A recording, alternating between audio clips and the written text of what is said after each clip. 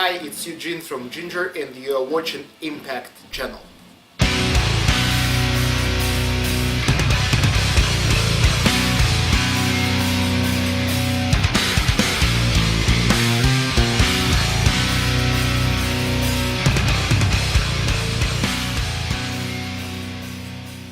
How do you pronounce your name?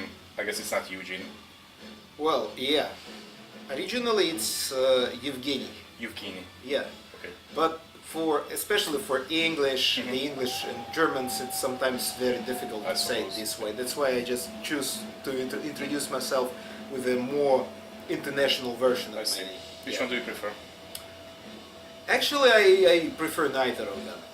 There is, yeah, in Russian there is a short version of Evgeny, which is Zhenya. Zhenya. So I know there is no connection between Evgeny and Zhenya. I don't know how it happened. Oh, we got the same in Hungary, yeah, for sure. But Zhenya is the short version, and this is really what I like being called. Nate. Yeah, and if we're talking about the English version, Eugene, then it's just Gene. Yeah, this one I really like, but anyway, I don't mind being called Eugene. It's okay. Alright, so greetings everyone, we are with Eugene from Jinjer. Welcome back to Hungary. How is the tour so far with amorphous soilwork and near to obscurity? Well, if I'm not mistaken, we're somewhere around 1/3 past of the tour. And first of all, I have to say that it feels different from all the tours we had before. All the tours. In what way? In many ways. The whole atmosphere is just different. I'm not saying bad or worse than anything or better than anything. It's just different. Yeah, and maybe a bit more relaxed. And at the same time friendlier. For example, we really get on with guys from Nail to Obscurity, wonderful people. And generally I really enjoy the way it is going. It's really cool to experience it in a bit different way, the whole idea of tour. I see. You are celebrating the band's 10th anniversary this year. Do you have any special plans for this occasion? No, really no. Because for us it's really hard to say what exactly the anniversary, let's say on paper, that the band was formed in 2009, because actually it was formed in 2008. In 2009 it's the year Tatiana joins the band. Alright then. Yeah, and anyway, at that time it was only Tatiana, then Roman came in, me, Vlad, only 3 years ago, and so it's hard to say what being with this lineup. It's really hard to say when we'll have this 20 years anniversary. What we should count as the point of the beginning point of everything. Right. Maybe we should count just the first release, like many bands do. Yeah. They started in 1981, but they just released the album in 1981. Maybe they existed 4 or 3 years before that. So this is what I mean. That's why it's very hard to understand how long we have really been so far. I'm sure it's too early to speak about any anniversaries. Alright, and who came up with the name? I have no idea. I wasn't with the band from the very beginning, and I have no idea who exactly came up with that name. And why Jinjer? I met Max on the last tour in the United States, the original vocalist, and I asked him. And he told me that they just came up with the word, and then they gave the meaning to this word. So Jinjer doesn't really mean anything, but they associated Jinjer with the sound of the distorted guitar in janty guitar, like Jinjer, Jinjer. So this is what they associated that name with. But actually, originally, that thing doesn't mean anything. Just a name. So it was supposed to be Jinjer. No, I don't think so, because We are not really a jam band. Just kidding. Well, There are some influences here. I don't mind jam. I like Meshuggah. I love, one of my favorite bands. But we have janty influences, but we are not really jam 100% for sure. Do you have any plans for a live album or for a DVD? Making a DVD now. We made one in 2015, and it's quite rare now. Yeah, it's even becoming sort of rarity among fans. Yeah, and making a DVD now isn't the priority. Priority for us is make a follow-up for Micro, a full-length album. Yes, and maybe after that it will be just good to make such an overall live album or DVD, like playing that and this song from every release so far. Maybe, but at the moment, no. Another reason for that is that actually we have so many live versions, official lives on YouTube, that maybe fans even are not interested in such a release. And when can we expect the full-length album, the next full-length album? We are aiming to release it even this year, in the autumn. We will most probably work with the same producer, Max Morton from Kiev, because first of all we really trust Max and we love working with him, and he's a real professional. On the other hand, we, like I told you, quite possibly the full album will be sort of follow-up for Micro, so it's conceptually should be close to each other, at least in terms of production. And if we want to keep this structure, we just need to work with the same producer, the same one we working on Micro. Right. If you could translate your music into another art form, like a painting or movie, what do you imagine for that? No, I don't think it. At least in my mind, I can't really imagine our music transforming into a moving picture, which is a movie is. That is why I'm saying a picture, a painting, just a moment of time depicted on the canvas is much better, because in that absolutely stable image you sometimes can, and very often can, put much more than the 1 hour movie. And what inspires you nowadays? Usually before it was just music which inspires music, and of course some side effects, just all the impressions and feelings I have. Now it's just shifted into some kind of absolutely new direction. Something kind of very subconscious. I don't really know what it is connected with, like, having this absolutely clear inspiration coming up all of a sudden, and I cannot really relate such inspirations to anything. Like it just comes into your mind and you implement this into music. But source, it's really hard to define what was the source. And when you were younger, when you started to play music? It was generally music inspired by another music.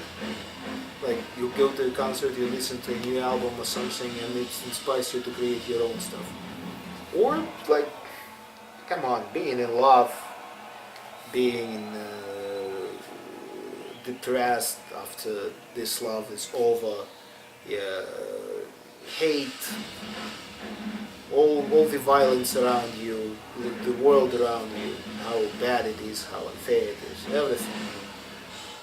And who were your inspiration when you were younger? Bands and artists? Yeah, it's endless. The list is absolutely endless. It's The earliest, let's say, that got you into rock music, for well, the example. early years. Yeah, but it's easy to say what it started with. It started with Nirvana. Yeah, it started really with Nirvana, and after listening to Smells Like Teen Spirit for the first time, next day I spent all my savings on a cassette. I think it was Nevermind, or just the best of Nirvana. Yeah, and it blew me off. Since that, I couldn't really stop. I was trying to find more and more music, more and more bands. Because honestly, I got tired of Nirvana quite soon, because they had how many? 1, 2, 4 albums, just 4 albums, and you cannot listen to 4 albums really, to 4 albums for a long time, and you start searching for more bands, and I kind of got a bit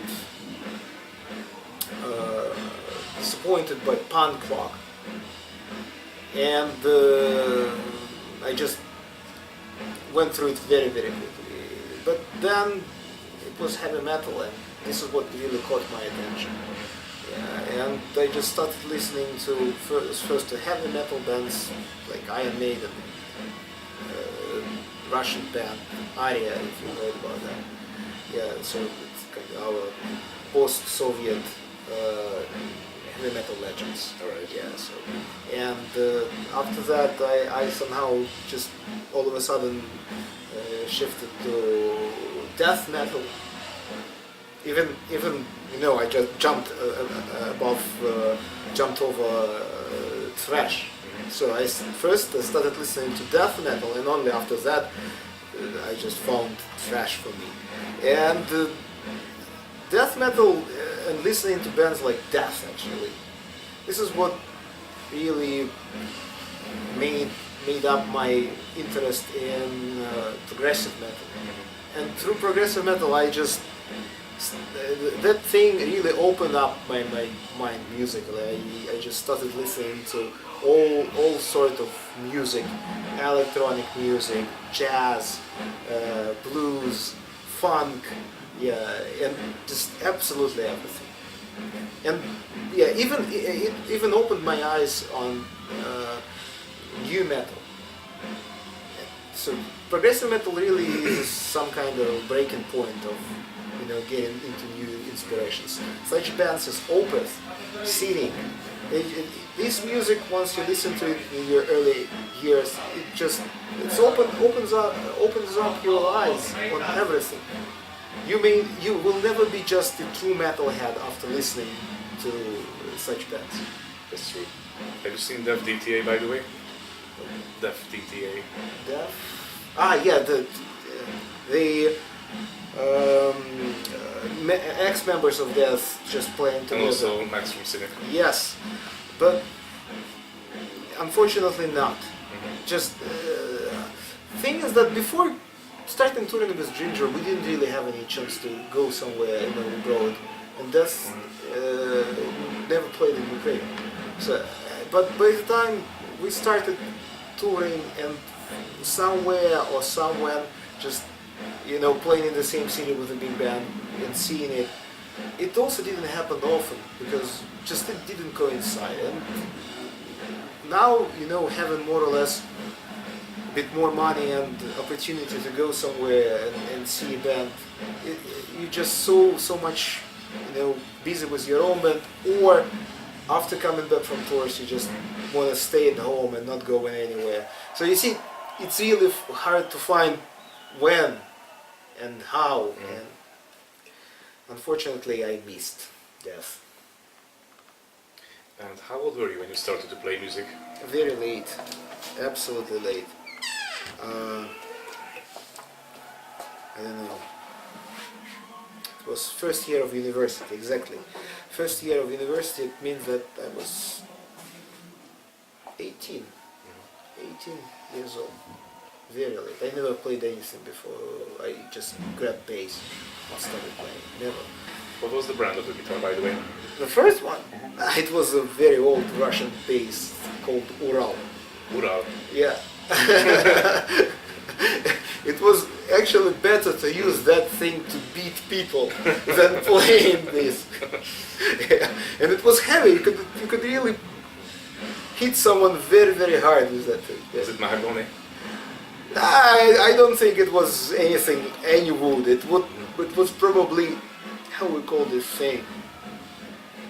I have forgotten the word, the English word. So not real wood, not fake wood, yeah. Alright. And do you remember the first song you learned to play?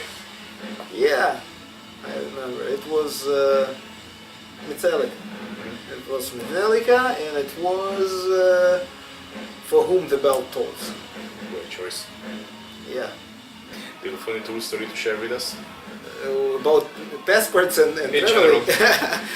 Yeah, I remembered one connected with the passport. We were with our previous drummer, Dmitry, and he managed to lose his passport in between countries, in a neutral zone. He crossed. We were going to Belarus, so we crossed the first border. It was Ukrainian side, and there are 2 kilometers between the Ukrainian side and the Belarusian side. And we crossed the first border. We passed the block pass, and we stopped in between these block passes to just to pee. And he lost his passport there. So when we came to the Belarus side, and they started to check on us, he didn't have his passport. And we were, lost in between 2 countries, looking for that passport, exactly at the spot where he peed. And they found it. So yes, I saved him. Yeah. So passport is the most essential thing in touring. Many bands have disbanded recently. Many musicians also died in the last few years. What do you think? How would this affect the metal scene? Of course, when any person passes, it's just tragic, it's very, very sad and destructive. But that is why it's of course negative. Of course negative. Especially if we're talking about, let's say, legendary musicians whose music was with you all your life long. But talking about retirement is absolutely different thing. And this is what we really lack. For very, very, very many, if I can say so, really a lot of musicians, it is really time to retire. I mean, of course you can play 15 years longer and then die, and then of course everybody will be sad about that.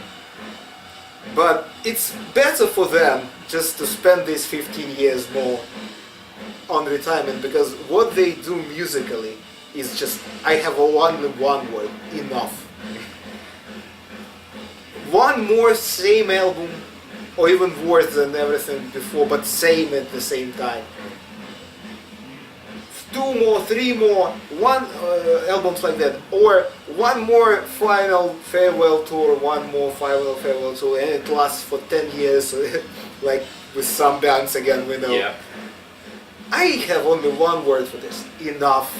Guys, come on, you made cool albums 20 years ago, or 30 or 40 years ago, and your music will always be very inspiring, and you're cool guys, but please stop doing this because it is horrible now. Not in the past, but now. But somehow it doesn't happen. It is a big problem. It is a big problem because these living dead musicians, they just occupy media. They occupy everything around, getting people's attention, but not really bringing anything new to these people. And just playing all same song and occupying all this space. They do not leave space for new bands, which just around this bubble, trying to get in, trying to get to a wider audience. And it's a big problem to me. Yeah. What are your plans after this tour? We will have rest and work on new music. Okay. Last few questions. Please name your 5 favorite albums of all time. Whoa, difficult. Opeth, Blackwater Park, Faithless, third album, which is Autotheism, if I'm not mistaken. Pantera, Fabian Driven, Cynic. I think I would choose Traced in the Air after the reunion. And the fifth one, maybe Meshuggah, Obza. If you could pick the bands for a Jinjer tribute album, who would you like to hear to cover your songs? No, Opeth. Opeth, yeah. What's the meaning of life? Happiness. Do you have a message to your fans? Be happy, guys. Yep. Thank you for the interview. Thank you. Yeah, for a nice talk.